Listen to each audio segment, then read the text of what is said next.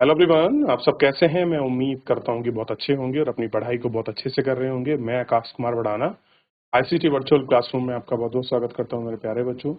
जैसा आपको पता है मेरे प्यारे बच्चों, बेसिकली हमारी आपका जो है मेरे प्यारे बच्चों 10th क्लास है। 10th क्लास में हम लोग आपका भारत और समकालीन विश्व जो हमारी बुक है बेसिकली पॉलिटिकल साइंस को पढ़ रहे थे। 2 चैप्टर हमारे हो चुके हैं। 3 चैप्टर हम लोग पढ़ रहे थे। भूमंडलीकृत विश्व का बनना, आधुनिक युग को हम लोग देख रहे थे कि आधुनिक से पहले वैश्वीकरण का दौर क्या था, कैसे हमने इतिहास को समझा और क्या क्या चीजें आई, कैसे कैसे आपका जब को व्यापार होता था एक देश से दूसरे देश, क्या खाली व्यापार ही हुआ, क्या केवल संस्कृति मूल मान्यता चीज आविष्कार बीमारी कीटाणु ये सब चीजें भी आपका क्या हुई आई। इन सबको हम लोग आपका इस लेक्चर के अंतर्गत गौर करके एक एक करके हम लोग पढ़ रहे थे, इनको देख रहे थे और काफी कुछ इसमें देख भी चुके थे। फिर हमने सिल्क रूट की बात की कि प्राचीन समय में जो ट्रेड था आपका चाइना से लेके मिडल एशिया होते हुए किस तरह से आपका यूरोप के बाजारों तक पहुंचता था, कैसे भारतीय सामान यूरोपीय बाजारों में पहुंचा और यूपीय जो आपका यूरोपीय बाजार है वो कैसे भारतीय बाजारों तक या चाइना के बाजार तक, मध्य एशिया के बाजार तक आया। सिल्क रूट किसको कहते हैं, सिल्क रूट फेमस क्यों था, क्योंकि यहाँ से सिल्क यानी कि जो रेशम है उसके कपड़े का व्यापार होता था। चाइना बड़ा उन्नत व्यापार करता था। भारत में भी सूती कपड़े और रेशमी मार्ग सब आपका गुजरात, तमिलनाडु, उड़ीसा, बंगाल इन क्षेत्रों से बनकर आपका जाया करते थे। भारत के रेशम और सूती कपड़ों की विश्व में बड़ी डिमांड थी। यहाँ के मसाले भी बड़े फेमस थे, जिनके लिए आपका बड़े बड़े कपड़े और दुनिया में मसाले भारत की एक अनोखी प्रसिद्धि हासिल की हुई थी। भोजन के रूप में आप देखेंगे स्पैती और आलू कैसे फैला है। आप देख सकते हैं कि बहुत सी जगह आलू ने और क्या किया है, वहाँ की लाइफ लाइन यानी कि खाद्य फसल के रूप में अपने आप को पहचान दिलाने की कोशिश की। ऐसा है, खाद्य रूप में कोशिश की है कि आलू क्या है, खाद्य रूप है। अभी हमने पढ़ा कि बहुत सारी फसलें ऐसे हैं, जैसे टमाटर हो गया, आलू हो गया, हरी मिर्च हो गई, ये पहले क्या है एक स्थान से दूसरे स्थान को ट्रांसफर हुई है। यानी कि आज जो आप खाने की डिश को देखते हैं वो कोई ऐसा नहीं एक दिन में आ जाएगी। आप एग्जाम्पल समझिए, नूडल्स भारत में नहीं थे, क्लियर है, लेकिन आज नूडल्स हैं। यानी कि चाइना की वो चीजें, सूप हमारे यहाँ नहीं था, हमारे यहाँ काढ़े का कॉन्सेप्ट था, क्लियर है। अब ना जाने कितनी सारी डिश कितने प्रकार की भारत में मिलती हैं। आप जाइए, आपको जापानीज खाना आपको मिलेगा, आपको कोरियन खाना मिल जाएगा और आपको चाइनीज मिल जाएगा और आपको जो आपको यूरोपियन जो आपके डेजर्ट हैं। अब जैसे हमारे यहाँ ब्रेड का कोई कल्चर नहीं था, हमारे यहाँ ब्रेड बंद कोई चीज थी ही नहीं, लेकिन हमारे यहाँ ब्रेड बंद आ गए। हमारे यहाँ पेटीज पेस्ट्री कोई चीज थी ही नहीं। ये सब कहाँ से आए, ये सब आपको यूरोपियन मार्केट से हमारे यहाँ डेजर्ट आए। जितना भी आप बेकरी आइटम खाते हो ना, रियल में हमारे इंडिया में नहीं था ये, क्लियर है। हमारे यहाँ ऐसा कोई कॉन्सेप्ट है ही नहीं। हमारे यहाँ सीधा बाप का चपाती यानी कि रोटी का कॉन्सेप्ट है, हमारे यहाँ ब्रेड का कोई कॉन्सेप्ट नहीं था। लेकिन धीरे धीरे ये सब आपका ग्लोबलाइजेशन का ही तो प्रभाव है कि एक देश की चीजें दूसरे देश की संस्कृति को हमने एडॉप्शन किया। आज हम सुबह उठते हैं, हम क्या करते हैं कि भैया 2 ब्रेड खाइए मक्खन लगा के, भारत में कॉन्सेप्ट ही नहीं है ऐसा, लेकिन अब हैबिचुअल हो गए हम लोग, अब हमको बड़ा कॉमन लगता है, क्लियर है। लेकिन भारत में ऐसा नहीं था, ये सारी चीजें आपकी नहीं थी। और आपने देखा होगा जब कोई यात्रा करता था कोई व्यक्ति किसी एक देश से दूसरे देश, या कहीं पर कोई विजय की है किसी देश ने, तो क्या केवल विजय की है, क्या केवल अपनी संस्कृति का प्रभाव छोड़ा है, क्या खान पान, रहन सहन, तौर तरीके, संस्कृति, विज्ञान, खोज, बीमारी, मान्यता, अंधविश्वास, क्या वो सब ट्रांसफर हुए हैं। तो बच्चों वो सब कुछ ट्रांसफर होते हैं। एग्जाम्पल देखिए, आज भारत के खाने में, भारत की संस्कृति में, भारत की बोली में, भारत की भाषा में, भारत के रहन सहन में क्या मूल चीजें कितनी बदल गई हैं। अपने मम्मी पापा से पूछिए कि उनके समय में रहना और कपड़े क्या थे और खान पान क्या था, और वर्तमान में किस तरह के खान पान को आप देख रहे हैं। ये सारी चीजें आपको एक एक करके यहाँ पर आपको दिखाई देंगी और आप समझोगे कि कैसे रियल में धीरे धीरे चीजें बदली हैं और धीरे धीरे चेंज हुई हैं। अब हम बड़े आ गए, हमें एक एक चीज क्लियर होगी। अब देखिए, 16वीं शताब्दी के मध्य तक आते आते पुर्तगाली और स्पेनिश सेनाओं की विजय का सिलसिला शुरू हो चुका था। अमेरिका को उपनिवेश बनाना शुरू कर दिया था। किसने? पुर्तगाली और स्पेनिश लोगों ने अमेरिका को भी अपना कोलिज्म बनाया, उपनिवेश बनाया। यूरोपीय सेना केवल अपनी सैनिक ताकत के दम पर नहीं जीती, बल्कि स्पेनिश महाविजेताओं ने शक्तिशाली हथियार को, परंपरागत किस्म का सैनिक हथियार तो कोई नहीं था, ये हथियार तो चेचक जैसे कीटाणु थे जो स्पेनिश सैनिक और अफसरों को वहां पहुंचते थे। लाखों साल से दुनिया अलग था रहने के कारण अमेरिका के लोगों के शरीर में यूरोप से आने वाली बीमारियों से बचने की रोग क्षमता नहीं थी। अब जो बीमारी यूरोप में थी, अब यूरोपियन लोग कहाँ पहुंच गए? अमेरिका पहुंच गए। अमेरिका के लोगों का जो आपका ह्यूमन सिस्टम था, जो आपका तंत्रिका तंत्र था, उनका सिस्टम था, उस सिस्टम ने यूरोपियन बीमारी को एक्सेप्ट नहीं किया। उसके प्रति उनमें कोई आपका प्रतिरोधक आपका क्षमता नहीं थी। हमको बुखार आ जाइए तो हमारा शरीर क्या बनाता है? एंटीबॉडी बनाता है, उससे लड़ने की क्षमता पैदा करता है। क्लियर है? कुछ भी हो जाए, जैसे अब कोरोना आया, अब कोरोना को कभी हमारा शरीर नहीं झेला था, तो उसके प्रति वो अभ्यस्त नहीं था, उस बीमारी को पहचानता नहीं था, कौन सी एंटीबॉडी बनानी उसको नहीं जानता था, इसलिए हमारे यहाँ बहुत ज्यादा मौतें हुई और बहुत जल्दी इसके केसेस भी आए। लेकिन अब हमको आपके इंजेक्ट किया गया, अब हमारी अगर हमको कोविड होता है तो हमारी बॉडी रिएक्ट करेगी उसके प्रति, एंटीबॉडी बनाएगी, यानी कि आपका प्रतिरोधी बनाएगी उसके प्रति, ठीक, एंटीबॉडी बनेगी, उससे लड़ने की क्षमता विकसित करेगी। जब कोई बीमार होता है तो हमारा शरीर उससे लड़ने की क्षमता को पैदा करता है, और दवाई भी क्या करती है? एंटीबॉडी बनाती है, रोग प्रतिरोधक क्षमता को उत्पन्न करती है। लेकिन जब यूरोप के लोग अमेरिका पहुंचे तो अमेरिका के लोगों में शरीर में वो शक्ति नहीं थी, जो वो प्रतिरोध क्षमता नहीं थी, जो उनको बीमारी थी, उनको लस है। फलस्वरूप यानी कि रिजल्ट क्या निकला? नए स्थान पर चेचक बहुत मारक साबित हुई। अब मजल जो आप देखते हैं, चेचक जब निकली है, इतनी बड़ी रूप, भयानक रूप में चेचक निकली, पूछो मत, कि एक बार संक्रमण शुरू होने के बाद यह बीमारी पूरे महाद्वीप में फैल गई। कैसी थी? वायरल टाइप में थी, पूरे महाद्वीप में फैल गई। यूरोपीय लोग नहीं पहुंच सकते थे वहां, इन लोगों को चपेट में लाने, पूरे समुदाय को खत्म कर डाला। इस तरह घुसपैठियों की जीत का सत्ता आसान होता चला गया। अब जो जीत का रास्ता था उनके लिए बड़ा आसान और सरल होता चला गया। बंदूक को तो खरीदार या छीनदार ही हमलावर के खिलाफ ही इस्तेमाल किया जा सकता था, परंतु पर वे चेचक जैसी बीमारियों के मसले में तो ऐसे क्या था, हमलावरों के पास उसके बचाव का तरीका भी था और शरीर में रोग प्रतिरोधक क्षमता विकसित हो चुकी। 19वीं शताब्दी यूरोप में गरीब और भूख का साम्राज्य था। शहरों में बेहिसाब भीड़ थी, बीमारियों का बोलबाला था, धार्मिक टकराव आम थे, असंतुष्टों की कड़ा दंड दिया गया। इस वजह से हजारों लोग यूरोप से भागकर अमेरिका जाने लगे। कैसे हो गए? यूरोप से लोग भागकर अमेरिका जाने लगे। इस वजह से हजारों लोग अमेरिका जाने लगे। 18वीं शताब्दी में अमेरिका अफ्रीका से पकड़ा गया और गुलामों को कम करने और यूरोपीय बाजारों के लिए कपास और चीनी का उत्पादन किया जाने लगा। ऐसे हुआ, इन सब चीजों का जो उत्पादन है वो आपका किया जाए।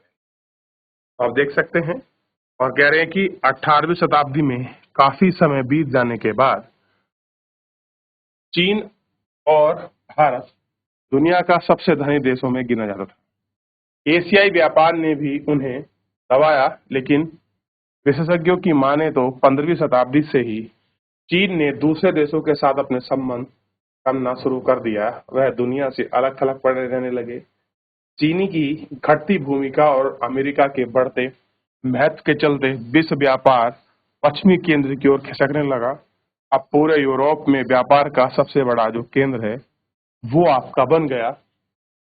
वो सारी चीज हमने देखने लगे। तो आप देखते हैं कि केवल एक ही चीज का टकराव हुआ, धार्मिक टकराव आम थे, या उनकी वजह से लोग यूरोप भाग रहे थे, या अमेरिका को छोड़कर अफ्रीका पकड़ रहे थे, गुलामों को कैसे काम में झोंक दिया गया, कपास और चीनी का उत्पादन किया जाने लगा, क्या धनी लोग थे, क्या विशेषज्ञ का मानना था। आप देखिए, जब कोई संस्कृति की संस्कृति पर ओवरटेक करती है, क्या क्या चीजें होती हैं, इन सबको बड़ा महसूस कर सकते।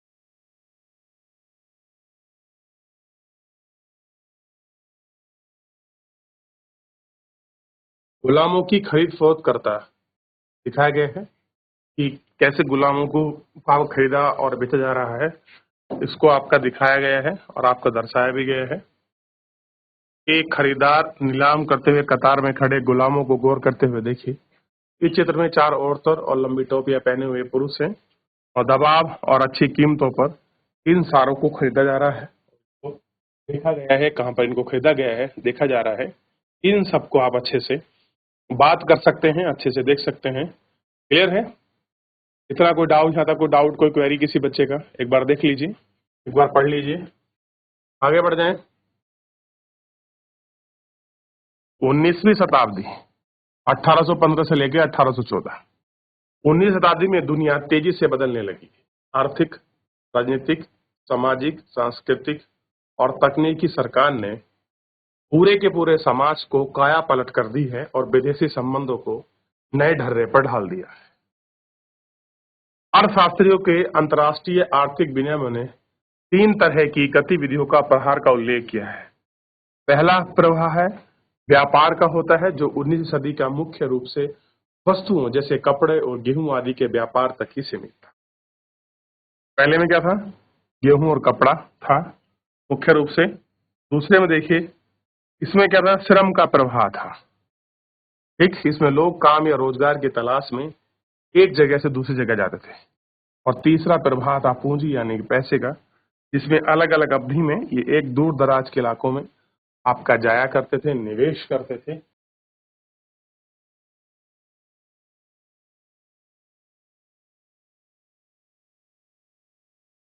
ये तीनों तरह के प्रवाह एक दूसरे जुड़े हुए थे और लोगों के जीवन को प्रभावित करते थे, और कभी कभी इन कारकों के बीच मौजूदा संबंध भी आपका जुड़े थे। उदाहरण के लिए, वस्तु और पूंजी की आवाजाही के मुकाबले श्रमिकों की आवाजाही पर ज्यादा शर्तें और बंदिशें लगी थी। फिर भी इन तीनों प्रभाव को एक साथ अध्ययन करें तो 19वीं शताब्दी में विश्व अर्थव्यवस्था को ज्यादा अच्छी तरह से हम लोग समझ सकते हैं। कैसे हैं? तो ज्यादा अच्छी अर्थव्यवस्था है, हम उसको समझ सकते हैं कि भाई किस तरीके से ये अर्थव्यवस्था थी, कैसे कुछ चल रहा था, इनको हम गौर करके देख सकते हैं, समझ सकते हैं।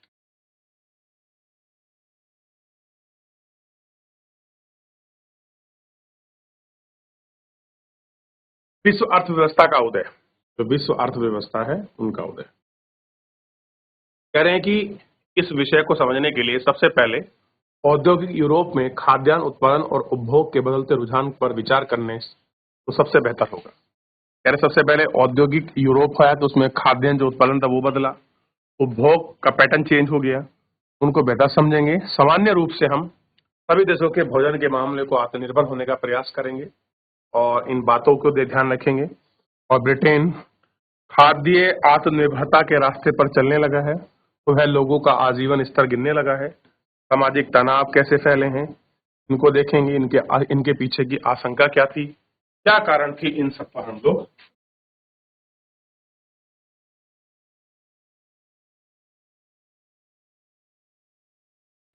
18वीं शताब्दी के आखिरी दशक में ब्रिटेन की आबादी तेजी से बढ़ने लगी थी। नतीजा, देश में भोजन की मांग बढ़ी। जैसे जैसे देश फैले, उद्योग बढ़ने लगे, कृषि उत्पादों की मांग भी बढ़ने लगी, कृषि उत्पाद महंगे होने लगे।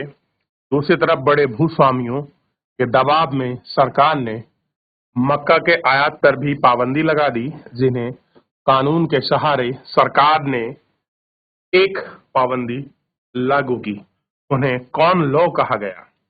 खाद्य पदार्थ की ऊंची कीमतों पर परेशान उद्योगपति शहरी बंदिशों ने सरकार को मजबूत कर दिया और वहां कॉर्न लॉ का फौरन समाप्त कर दिया। जो कॉर्न लॉ है उसको क्या किया? फौरन आपका समाप्त करने का प्रयास किया। तो भाई कैसा लॉ है, इस तरीके से हम लोग उसको लगा रहे हैं, क्या क्या चीजें हैं, इन सबको हम लोग आपका देखते हैं कैसे कुछ।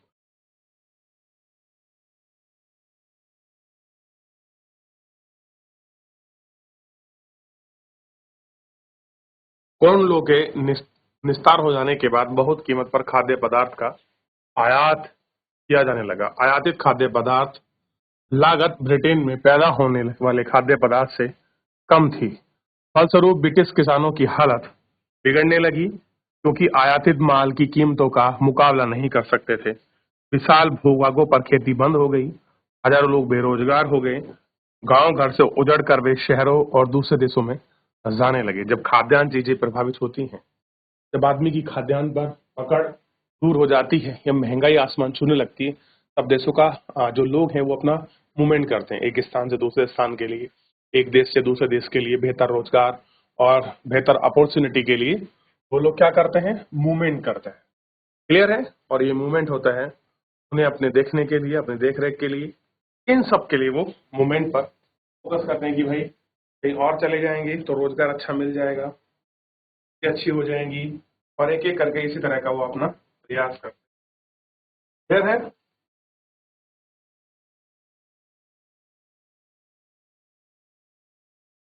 जब खाद्य पदार्थ की कीमतों में गिरावट आई तो ब्रिटेन ने उपभोक्ता स्तर पर बढ़ गया। 19वीं सदी के मध्य से ब्रिटेन की औद्योगिक प्रगति तेजी से काफी रही, जिसमें लोगों की आय में वृद्धि हुई। इससे लोगों की जरूरत बढ़ने लगी, खाद्य पदार्थों की ओर ज्यादा मात्रा में आयात होने लगी। पूर्वी यूरोप, रूस, अमेरिका, ऑस्ट्रेलियाई दुनिया के हर हिस्से में ब्रिटेन का पेट भरने लगा। जमीनों को साफ करके ही खेती की जाने लगी। ऐसी है जमीनों की जो खेती है वो आपसे की जाने लगी। स्थिति क्या है, कैसी स्थिति बनी रहेगी, इन सब पर विचार करें। खेती के लिए जमीन को साफ कर देना ही काफी नहीं था। अरे खेती के लिए अगर आप जमीन साफ कर दो तो वो ही काफी नहीं था। खेतीहार इलाकों में बंदरगाहों को जोड़ने के लिए रेलवे भी जरूरी थी। ज्यादा तादाद में माल की ढुलाई के लिए नई गोदियां बनाना शुरू किया। पुरानी गोदियों को फैलाना जरूरी था। नई जमीनों पर खेती करने के लिए यह आवश्यक था कि दूसरे इलाके के लोग वहां आकर बसें, यानी कि नए घर बनाएं और नई बस्तियां बसाना शुरू किया। इन सारे कामों के लिए पूंजी और श्रम की जरूरत थी। इसमें लंदन वित्तीय केंद्रों और पूंजी से आने लगी। अमेरिका और ऑस्ट्रेलिया जैसे स्थानों पर मजदूरों की कमी थी और लोग वहां ले जाकर आपके बसने लगे थे। जहां लोगों पॉपुलेशन कम थी वहां लोग बसने लगे।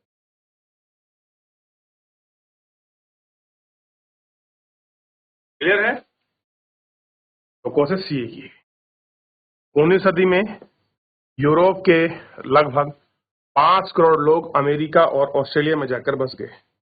माना जाता है कि पूरी दुनिया में लगभग 15 करोड़ लोग बेहतर भविष्य की चाह में अपने घर बार छोड़कर दूर दूर के देशों में जाकर काम करने लग गए थे। कैसा था? दूर दूर के देशों में काम करने लगे। जहाज पर चढ़ने का इंतजार करते आशियर प्रवासियों के चित्र और मार्के फेडरस के इमेज को हम लोग आपका देख रहे हैं। इन सबको हमको देखना। क्लियर है? ये आपको थोड़ा सा ध्यान देना है। चलिए तो मेरे प्यारे बच्चों, फिलहाल आज के इस लेक्चर में इतना ही। मिलेंगे नेक्स्ट लेक्चर में। तब तक अपना ध्यान रखिए, स्वस्थ रहिए, अपनी पढ़ाई को अच्छे से करते रहिए। मुझसे जुड़ने के लिए बहुत बहुत धन्यवाद।